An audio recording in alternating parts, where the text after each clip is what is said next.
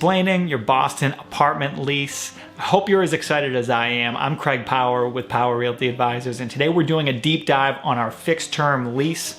For all the real estate related stuff you see out there on social media, on YouTube, I really don't see that much about renting in a major metropolitan area, a highly desirable, fast-paced rental market like Boston. I don't see much that I would at least call instructive.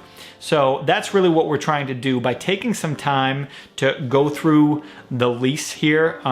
We figure we're just at least helping you along. That's the goal anyway. If you are an apartment hunter in the Boston area and you stumble upon this video, don't hesitate to contact us if you still need a place. We'd be happy to help. Rather than torturing yourself on apartments.com all day, send me an email at craig@powerrealtyboston.com. I'd certainly be happy to help. Our rental business consists of 15 very reputable property managers and landlords in the Boston area, and we might have something that fits exactly what you're looking for, and you're just not going to see it on apartments.com because navigating that website is like having your eyes pecked out by a small bird. Anyway, back to the lease. So Massachusetts is considered a very tenant-friendly state, but the lease is written in a very landlord-friendly way. All of them are. So let's get into it. I am not a lawyer. None of this should be taken as legal advice. Over the years of doing rentals in Boston, I've had this conversation with clients many times going over the lease, and I've always been insistent on, let's talk through the lease. Let's make sure that you as the customer, you know what you're getting, right? And we want to make sure we're on the same page with you. I have found in the years of doing real estate, clear communication at the earliest possible time is the key to avoiding any hiccups or problems with any deal, not just rentals. The leasing paperwork I'm showing you today consists of 3 different items. It is the lease, I call it the lease front page, or the fixed term lease template provided to us by the Greater Boston Real Estate Board. Then the second is we have the lease addendum, and then third is the lead law, the tenant lead law notification. Different landlords have different leases. They might have other documents for you to sign within their lease. Like for example, you'll see an Airbnb release put into the lease sometimes that's saying you can't rent the place out on your own accord. A lot of the times in my own lease, I actually have a mold addendum that we're not going to go over today. We have stuff like that. The renter's insurance policy that you need to sign for some places. So they'll have other stuff they sprinkle in. Other companies too, like when we get to the lease addendum, here in a moment, you're gonna see it's the Power Realty Advisors lease addendum. A lot of companies and brokerages have their own version of that. Chances are they look mostly the same, at least the individual bullet points, but we can get into that momentarily. So let's bring up the lease front page, right? I'm gonna try to zoom in on this a little bit so you can actually read it. I haven't completely worked this whole thing out, you know, not super tech savvy, but this is the fixed term lease. There are other versions of the template like the self-extending lease, used less commonly. This is the fixed term lease. Okay, so today's date, landlord name and contact information for the landlord, your name and contact information, and now you are leasing this apartment as an example, right? This is an example, 922 Beacon Street, number 52, is in the Fenway neighborhood, apartment number 52. It's a 1-bedroom apartment.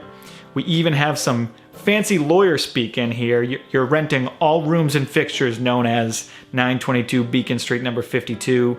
The lease term is September 1st, 2021 to August 31st, 2022. This is a very typical 12-month lease term, and September 1st is by far the most common move-in date in Boston. Before moving on to the next section, take a look at this. Our renters are YouTube viewer number 1 and YouTube viewer number 2. Jointly and severally bound. What does that mean, jointly and severally bound? This is on, by far, most of the leases we do. The landlords want it. It's sort of a philosophical difference. Now, the rent is $2,800 a month, written below.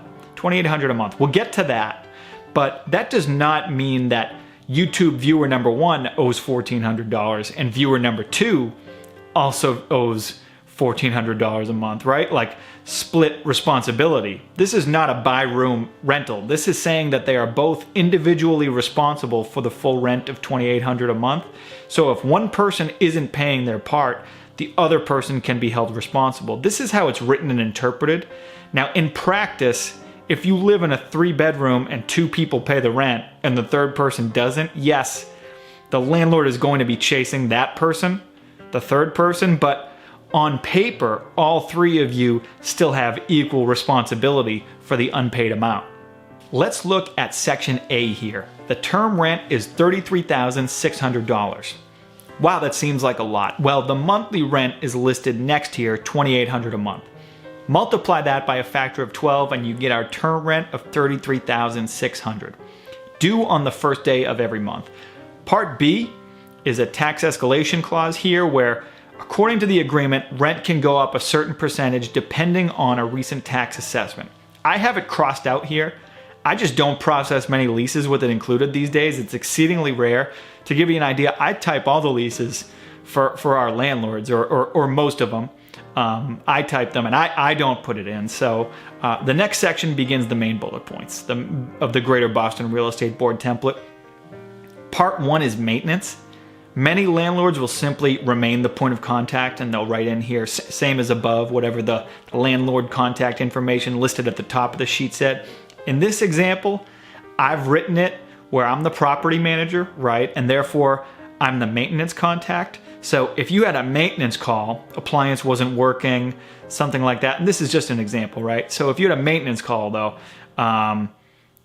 per your lease, you would contact me instead of the owner, right? Additional provisions going down here, they're written here in their heat and hot water are included, heat and hot water are free, included in the price of rent.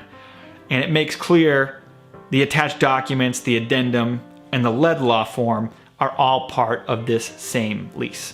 So to summarize up to this point, a few big things that you want to know are what utilities are included in the price of rent. I see that heat is free according to this here, but is there a separate bill for cooking gas? What utility providers service the building? And the other big question, of course, is if I have a minor repair or some sort of problem, who am I calling, right? Who am I getting on the phone? But let's get back into the lease front page. These next few pages, right, like on this template, they really do get into the weeds.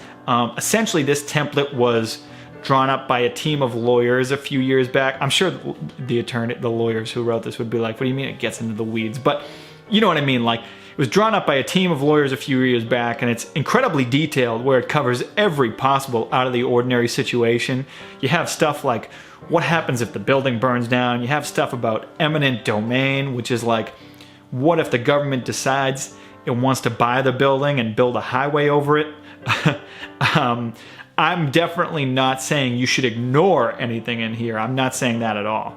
I am saying it's not super specific to your apartment rental, most likely. The addendum might feel a little more relevant. It's sort of the rules and regulations of your apartment. Before we get into the addendum, there's an important distinction to draw between tenant negligence and general wear and tear.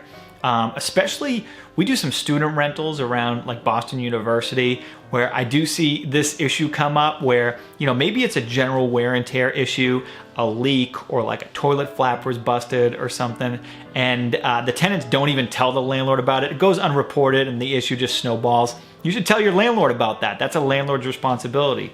On the other side of that coin, right, if you throw a party, somebody kicks a hole in a wall, that is damage that could be assessed to you. My advice in that case is still to tell the landlord about it, make them aware. They might even have a vendor, these are professional landlords, right? They might have a contractor or some sort of contact that can get the job done at less cost to you, less expensive. Just a thought. But of course, if you do something like that, right, the extreme example of kicking a hole in a wall, then you move out, that is the type of damage that could be held against you and taken out of your security deposit. I'm not trying to get too deep into the security deposits here. That's like a whole other 20-minute video. Running quickly through some of the key addendum bullet points here. I guess starting, let's zoom in here. So for example, right, and I'm not gonna read this whole thing to you. I mean, you could read it, but number 2, no smoking. Number 3 is the deposits being taken before move-in. Number 5, occupancy is limited to the names on this lease. You can't just have your bandmates move into the living room full-time without clearing it with the landlord. Yeah, I'm just gonna hit a few key points here, right? So number 9 is one of my favorites. Hardwood floors must be covered. Let me give you my interpretation of that. Just be nice to the hardwood floors, okay? I have 6 years of real estate experience. I don't know what constitutes proper floor coverings, and this is my company's lease addendum. That's how you know they're all alike. You just take the important parts and have an attorney tell you it sounds good. That's all I did. So be nice to the hardwood floors. Number 12 says place is rented as is, but also says like, hey, if the place is rough on move-in day and we have to do more cleaning, you just have to give us some more time. That's what I like to call the September 1st handshake deal clause, because it's just such a tough process to manage with all the turnover here on September 1st. Number 15 is about painting and pictures on walls. A lot of landlords will say you can paint, but they'll be concerned about what color and who's doing the work. They reserve the right to say no. They might also say go ahead, but you have to change it back when you move out. Some will outwardly say no across all tenants, and I cannot blame them because they're concerned with maintaining rental value, right? With hanging pictures, people are going to do that, of course. It shouldn't be egregious. If it is, it could theoretically be taken from your security deposit. You know, too many holes in the wall, right? It has to be pretty extreme. I don't know how many holes in a wall it takes for it to be taken out of your security deposit. Seems like one of those sort of you know it when you see it things. From here, the two big takeaways I want for our renters are, well, first, September 1st is a crazy, brutal day. Moving day in Boston stinks. Please anticipate some headaches, you know, and don't expect to get in that morning and then have the place be completely fresh and clean and turned over. That's certainly what we strive for, but it's a bandwidth issue. There's just too much turnover in the city and it just drags, right? September 1st always bleeds into September 2nd and 3rd somehow. The other big thing is listed here in number 33. This is my second big takeaway. Your lease renewal deadline. People don't recognize this when they first sign the lease. We have early lease renewal deadlines in Boston. The busy time to rent in Boston is, well, for student renters, it's like December and January, like 8 months in advance of September 1st. But also the rest of the September 1st rental market really heats up in February. It peaks in like April. So landlords all want to know, they need to know of your intent to renew the lease very early in the year. They have to know. So the lease renewal deadline is written right in there. If you haven't signed your new lease by the date entered here in number 33, your landlord's going to call their rental agent. Maybe that's me. And they're going to say, hey, this apartment's up for rent. Put some ads online, start doing showings. Those to me are really the two key points that I want to tell people about here, and don't get enough focus, I feel like. But otherwise, yeah, you know, of course, give all this stuff a good read through. You obviously want to be totally clear on the terms of the agreement.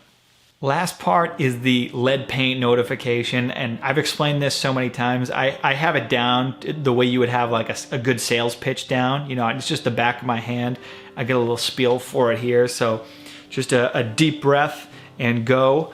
Before 1978, lead paint was used widely, but then it was banned by the government. The reason being lead paint can affect the brain development of children 6 years old and younger. The problem with lead paint is it was used so commonly we don't know exactly where it is, so any knowledge of its presence must be disclosed by the landlord or it needs to be abated, encapsulated, whatever.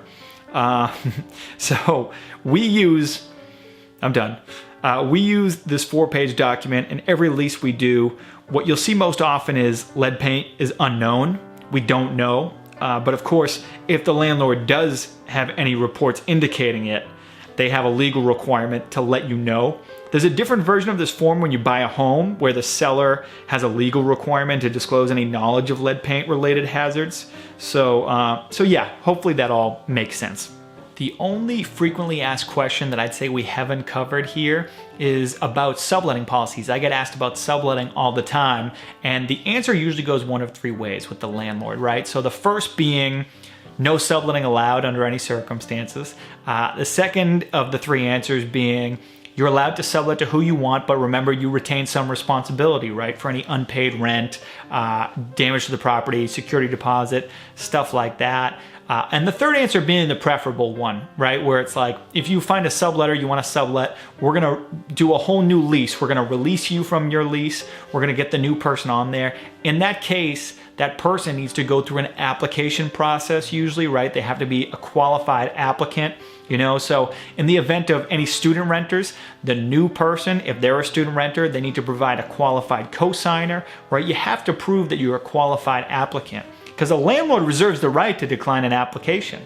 If you've been paying rent on time and they know they have you on the lease for 6 more months and you bring a subletter in with like a 500 credit score, they're gonna say, why would I accept this application? Why would I release you from the lease? Because it seems like I'm gonna get my rent from you and not from this next person. So that's all stuff to consider when it comes to subletting. I hope this video has been beneficial to you in some way. I know the Boston rental market is a beast, and I want to reiterate for any apartment seekers out there, if you have not signed your lease yet, you're looking for a new place, please don't hesitate to get in touch. I'm super responsive and I'd love to hear from you. Follow us on Facebook, Instagram, YouTube, all that good stuff. Thanks for watching and have a great day.